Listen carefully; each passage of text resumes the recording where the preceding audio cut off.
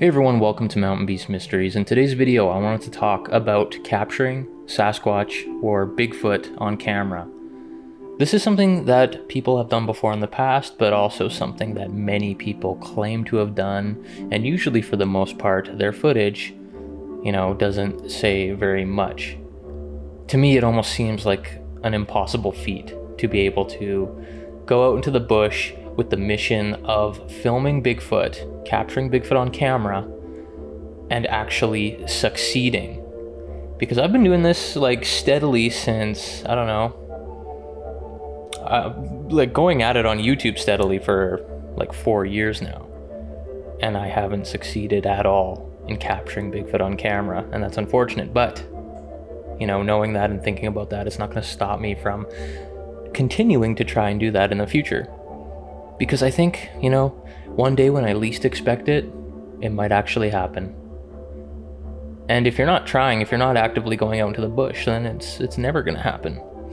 But what I wanted to really talk about is going out into the woods with a bunch of technology, with digital equipment, cameras, and nowadays the technology is absolutely insane. We go into the wilderness with really expensive, mirrorless cameras, with really high resolution sensors, with all kinds of audio equipment. We got drones buzzing around overhead, all this invasive technology.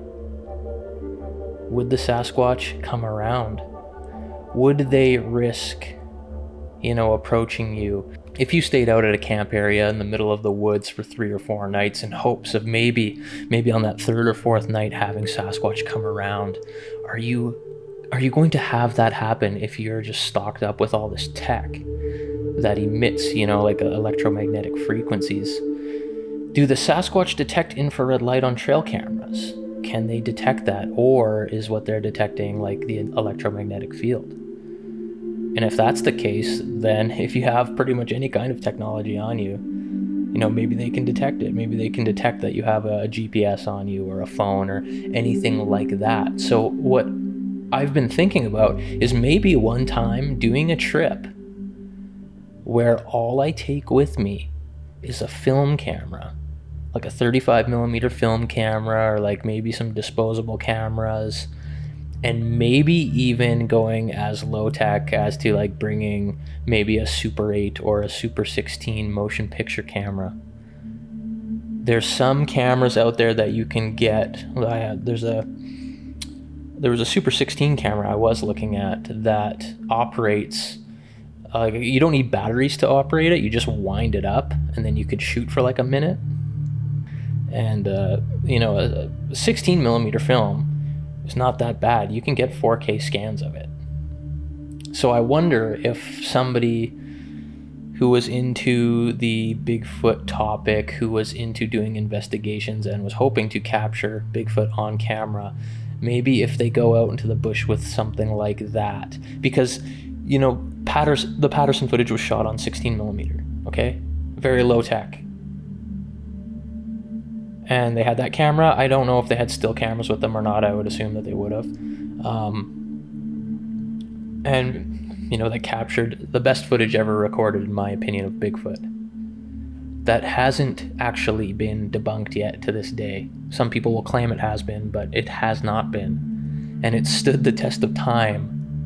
And there's also something really magical, I think, about having something like that on a piece of film, a strip of film, as opposed to having it on a memory card in digital form. It's much more easy to manipulate digital files and to make so many copies of them if you just have the original film strip. People can just look right at that.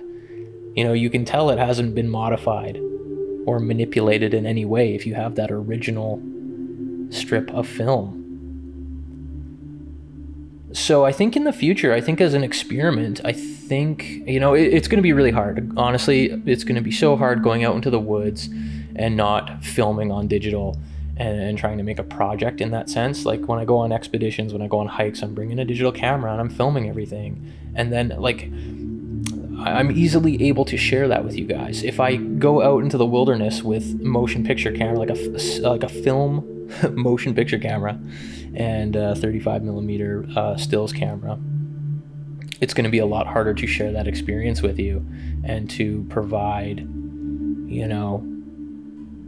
details of the actual experience. Because if you have digital, you can just be filming the whole time and that can be shared. So you can share all the behind the scenes stuff. You have a lot more content to back up your footage if you do film Bigfoot. A lot more context, a lot more story. As opposed to having film, you got to be really careful with what you shoot, because film is expensive. Film runs out. Especially like a roll of 16 mil film, like you can buy 100-foot rolls. I think you can buy 400-foot rolls. And it's a pain. It's a real pain in the butt, because if you do run out of film, that's loaded, and you got to reload the camera, and then you got to do that, and usually in a place that's completely dark. And it's something that's hard to do, and something that would be a real pain in the butt to do if you're out on a hike, out in the elements. It would definitely be easier if you're doing it on Super 8. If you're shooting on Super 8, it's a cartridge that goes into the camera. I think that would be more realistic. Maybe if a guy had a Super 8 camera to document everything else, and then a 16 millimeter that he would use to actually film the creature. That way you get both, best of both worlds. You can record way more. Super 8's cheaper. With Super 8 you can then document the whole adventure, and then on a 16 millimeter camera, that is what you will use to film Sasquatch if you come upon it. Just bring that, completely kill your phone.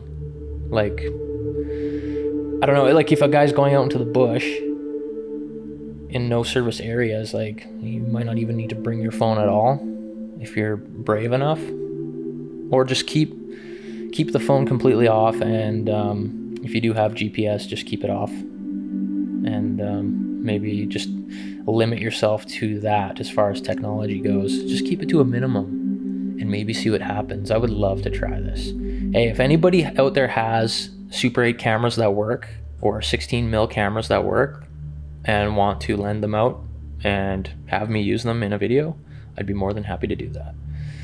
And it could end up being a really cool project. Could be the project that's responsible for filming Sasquatch again. But I've always wondered, like, compared to all the other formats that people have claimed to have shot Bigfoot on, like digital formats and on cassette and everything, like think of the Freeman footage was shot on a cassette, like a VHS cassette, I'm pretty sure. It's very low tech, and he was able to get pretty close to the creature. And then the Patterson footage, that's also extremely low tech. I think the Memorial Day footage was also shot on cassette. Maybe even just getting a cassette camera. Maybe you don't even need film. But I think the more low tech you go, I think the better your odds might be. So I really want to try this out, and I gotta try and find good quality functioning film cameras, because they're getting harder and harder to find now in good condition. But that's what I would like to do, and I think that could be the key. Because when you do run one of these EMF detectors over all of your gear, it does pick it up,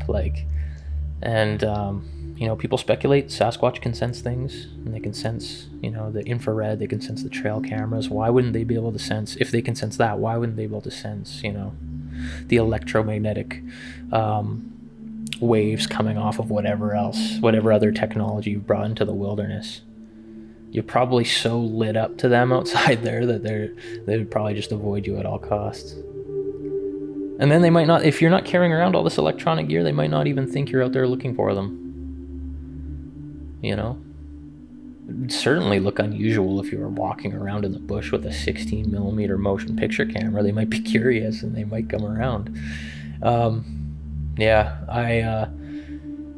I think that could be the way. I've always thought about doing this, but it's not convenient at all. That's the problem. It's a real big pain. to be doing that. You only want to do it every now and then. I would recommend, if you were going to go out doing this, to maybe stick to those shoulder seasons, like the end of October in the fall, or the very early season in like April, May, because those are already what I believe to be the best times to, come upon Bigfoot, or, multiple Bigfoot creatures, when they're kind of on the move, moving between their potential wintering area and where they like to hang out during the summer.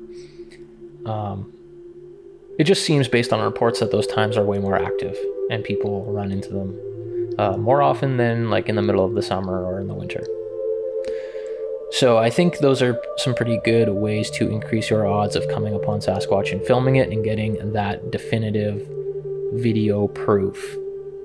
I wish we had the original film strip readily available of the Patterson footage to analyze it and to get a really good scan of it. I don't know where it is. I don't know what the latest news on that is, but all I know is if I had a 16mm film camera, we would be getting the highest quality scan we could possibly get of that footage.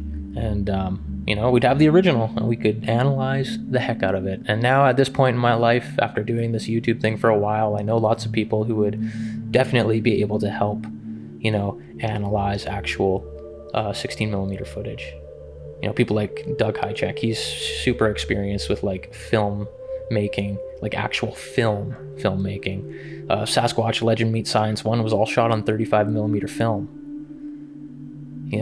So he's somebody I would definitely go to with a film strip if I had it, and would be able to get it looked at and analyzed, and maybe, once and for all, we could put the Bigfoot mystery to rest. But I'm sure a lot of you would not like that. You wouldn't like the mystery to be put to bed, because, it's interesting and it's fascinating, and it's a cool hobby, going out looking for Sasquatch.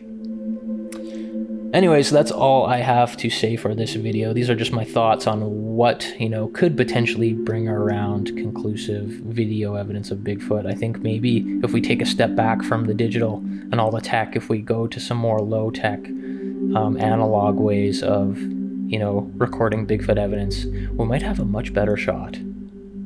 Yeah, let me know what you guys think about this idea down below in the comments. Thanks for listening. We'll see you next time on Mountain Beast Mysteries.